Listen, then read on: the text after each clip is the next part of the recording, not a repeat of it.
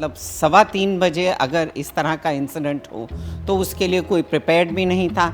हमारे गार्ड्स वहाँ पर थे और जो भी घटना हुई बहुत ही निंदनीय है। तो डूसू ऑफिस में कैमरा ना होना, ये कोई लापरवाही कह सकते हैं इसे? आप टीवी तोड़ दें, एसी तोड़ दें, मेज़ कुर्सियाँ तोड़ दें और उसके अलावा कमरे में जो जो चीज़ें मिली वो भी काफ़ी ऑब्जेक्शनेबल थी, तो उन सबका ध्यान रखते हुए ये इन्वेस्टिगेशन की जाएगी। ये एबीवीपी, एनएसयूआई या और लेफ्ट की पार्टीज जितनी भी हैं, सबका आपस में टसल चलता रहता है और पिछले साल तो बहुत ही पावर पैक्ड इलेक्शन था क्योंकि वो बहुत साल बाद रहा था। हमारे साथ हैं इस वक्त दिल्ली विश्वविद्यालय की प्रॉक्टर प्रोफेसर रजनी अब्बी जी। रजनी जी, बहुत बहुत स्वागत है आपका इंडिया टीवी में। धन्यवाद। रजनी जी, दिल्ली विश्वविद्यालय की जब हम बात करते हैं तो देश के कोने कोने से इधर छात्र पढ़ने आते हैं। हर छात्र के मन में एक स्टैंडर्ड होता है, एक बार सेट करके रखता है। हम जब किसी कैंपस में जाएंगे, वो भी दिल्ली विश्वविद्यालय के कैंपस में जाएंगे, तो वहाँ हमें सेफ़ एनवायरनमेंट, सेफ़ कैंपस, अच्छा इंफ्रास्ट्रक्चर, ये सारी चीज़ें मिलेंगी और इसीलिए दिल्ली विश्वविद्यालय फेमस भी रहा है। लेकिन जो घटना आज से कुछ दिन पहले घटी दिल्ली विश्वविद्यालय छात्र संघ ऑफिस में, रजनी जी, उस पर आप क्या कहना चाहेंगे? वैसे तो आपका कहना बिल्कुल सही है। दिल्ली विश्वविद्यालय नोन है अपनी सेफ्टी के लिए। हमारे यहाँ बहुत कम इस तरह के इंसिडेंट होते हैं। पिछले कई डूसू चुनाव भी देखें तो बहुत कम वायलेंस रहती है। कोशिश रहती है कि सेफ़ रहे। और पीछे कुछ दिन पहले तो पुलिस ने एक डेडिकेटेड पूरी गाड़ी जो है वामिका नाम से 24 घंटे चलती रहती है वो यूनिवर्सिटी में। बट बहुत अनफॉर्चुनेट है कि ये डूसू के ऑफिस में ये इंसिडेंट हुआ और संडे मॉर्निंग मतलब 3:15 बजे अगर इस तरह का इंसिडेंट हो तो उसके लिए कोई प्रिपेयर्ड भी नहीं था। हमारे गार्ड्स वहाँ पर थे और जो भी घटना हुई बहुत ही निंदनीय है। उसकी उसी वक्त पुलिस 5 मिनट में ही पुलिस भी आई, फोरेंसिक टीम भी आई, तो उसकी पूरी जांच हो रही है। मैम, बतौर दिल्ली विश्वविद्यालय प्रशासन और आप जैसे कि प्रॉक्टर भी हैं, दिल्ली विश्वविद्यालय प्रशासन ने अब तक इस घटना पर क्या क्या एक्शन लिया है? देखिए, सबसे पहले तो वाइस चांसलर को रिपोर्ट किया गया, दिल्ली पुलिस को बुलाया गया, एफआईआर फाइल हो गई है, सब कुछ हो गया। पर वाइस चांसलर ने भी एक कमेटी बनाई है, प्रोक्टोरियल कमेटी, जिसमें मैं हूँ, हमारे डीन स्टूडेंट वेलफेयर हैं, डूसू एडवाइज़र हैं और एक जॉइंट प्रॉक्टर और हैं। 4 जनों की ये कमेटी बनी है। हमें 7 दिन का टाइम दिया गया है रिपोर्ट देने के लिए। तो हमने वहाँ जाके फ़िज़िकली इंस्पेक्शन भी करी जगह की और कल पहली मीटिंग हुई है, हमने शुरू कर दिया है काम। और कल तक हमारी कोशिश है एक इंटरिम रिपोर्ट, क्योंकि जो भी सामने नज़र आ रहा है उसके बेसिस पे ही क्या रिकमेंडेशंस देनी चाहिए जो फौरी तौर से लागू होनी चाहिए, वो हम कल दे देंगे वाइस चांसलर को। मैम, एक बात सामने आ रही है कि जहाँ पे ये पूरी घटना हुई दिल्ली विश्वविद्यालय छात्र संघ कार्यालय में, डूसू ऑफिस में सीसीटीवी कैमरा नहीं था।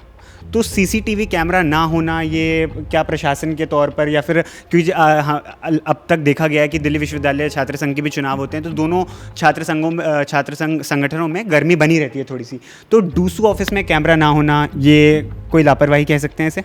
नहीं, लापरवाही नहीं है। डूसू खुद ही रेजिस्ट करती रही है कि कैमरा ना रहे। वो स्टूडेंट्स को एंटरटेन करते हैं, उनकी हर चीज़ पर नज़र ना रखी जाए, तो रेजिस्ट करते रहें। परंतु अब इस रेजिस्टेंस को हम ओवरकम करेंगे। और वैसे भी इस साल हमारा टेंडर निकल चुका है। हम पूरी दिल्ली विश्वविद्यालय में बहुत सारे कैमरास लगा रहे हैं, जिसमें गेट्स में, पूरी फैकल्टीज़ में बहुत जगह कैमरे लग रहे हैं और डूसू ऑफिस में भी कैमरा लगेंगे। चाहे पदाधिकारियों के कमरे में ना लगे, बट उसके आसपास सब जगह, पार्किंग में सब जगह कैमरा लगेंगे अब बिल्कुल। मैम, चूंकि सीसीटीवी कैमरे वहाँ मौजूद नहीं थे, तो आपने जैसे कि बताया 4 मेंबर्स की कमेटी बनी है, तो मेंबर्स की जो कमेटी बनी है, इनके क्या पैरामीटर्स रहने वाले हैं जिसके बेसिस पे ये डिसाइड किया जाएगा या फिर तफ्तीश को आगे बढ़ाया जाएगा? देखिए, ऐसा है, वहाँ जो नाइट गार्ड था वो वहाँ था, 2 गार्ड्स हमारे पार्किंग पे होते हैं वो भी वहीं थे, पुलिस भी। और उन सबसे ज़्यादा जो हमने जाके फ़िज़िकल इंस्पेक्शन की, जिसमें दिखाई दिया कि कमरे की बहुत तोड़ फोड़ की गई है। देखिए, पब्लिक प्रॉपर्टी है, गवर्नमेंट की प्रॉपर्टी है। आप टीवी तोड़ दें, एसी तोड़ दें, मेज़ कुर्सियाँ तोड़ दें और उसके अलावा कमरे में जो जो चीज़ें मिली वो भी काफ़ी ऑब्जेक्शनेबल थी, तो उन सबका ध्यान रखते हुए ये इन्वेस्टिगेशन की जाएगी। बिल्कुल मैम, देखा गया है, जैसे वो वीडियोस तमाम सोशल मीडिया पे वायरल हो रहे हैं, वहाँ देखा गया लिकर की भी बात आई है कि लिकर भी वहाँ मिला। ऐसे में मैम एबीवीपी का आरोप है कि अभी दहिया डूसू के जो उपाध्यक्ष हैं उन्होंने ऐसा करा है, लेकिन वहीं अभी दहिया का कहना है कि विद्यार्थी परिषद एबीवीपी मुद्दे से डेविएट कर रही है, वो तुषार डेडा की डिग्री पर सवाल उठा रहे हैं। तो इन सारे मामलों को आप लोग किस तरीके से देख रहे हैं? दोनों संगठन एक दूसरे पर आरोप प्रत्यारोप लगा रहे हैं, और दूसरी बात कैंपस का माहौल सही रह सके इसके लिए प्रशासन क्या कर रहा है? देखिए, आरोप प्रत्यारोप लगाना दोनों साइड का काम है, वो लगाता है, रीज़न कोई भी रहा होगा, पर फिज़िकली जो चीज़ सामने नज़र आ रही है हम उस पर इंस्पेक्शन करेंगे।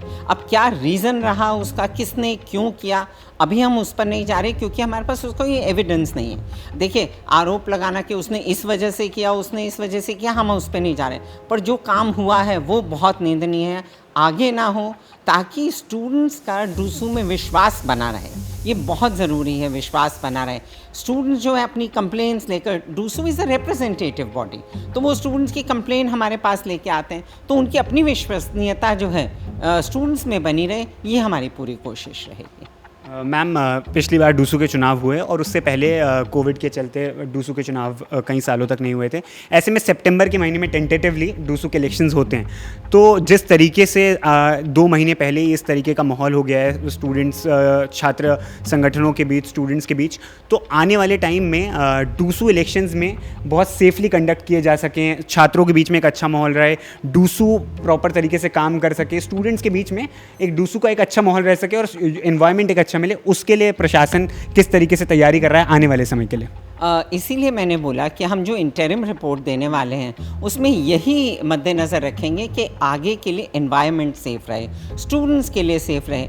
ये एबीवीपी, एनएसयूआई या और लेफ़्ट की पार्टीज़ जितनी भी हैं, सबका आपस में टसल चलता रहता है, और पिछले साल तो बहुत ही पावर पैक्ड इलेक्शन था क्योंकि वो बहुत साल बाद रहा था, तो बहुत लोगों की एस्पिरेशन स्टूडेंट्स की थी। तो इस साल अब ये वायलेंस हो गई है, हम पूरा ध्यान रखेंगे कि इस तरह का कोई इंसिडेंट ना हो।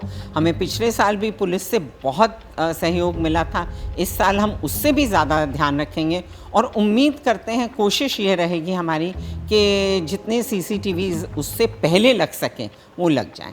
मैम, एनएसयूआई का एक लास्ट सवाल आपसे पूछूंगा। एनएसयूआई का आरोप है कि तुषार डेडा की डिग्री पर कुछ वो सवाल खड़े कर रहे हैं। ऐसे में क्या एनएसयूआई के अभी दहिया द्वारा या फिर एनएसयूआई के किसी भी कार्यकर्ता या फिर स्टूडेंट द्वारा क्या ऑफिशियल रूप से आप लोग को कोई कंप्लेंट रजिस्टर की गई अब तक कि उनकी डिग्री फर्जी है, या फिर डिग्री में जो भी वो बात कर रहे हैं, ऐसी कोई ऑफिशियल कंप्लेंट क्या प्रशासन तक अभी तक पहुँची है?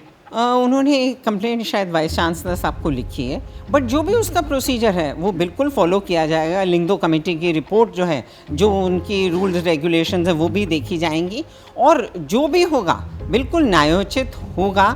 ये सब ध्यान में रखें, कोई भी ऐसी चीज़ नहीं होगी जो गलत होगी।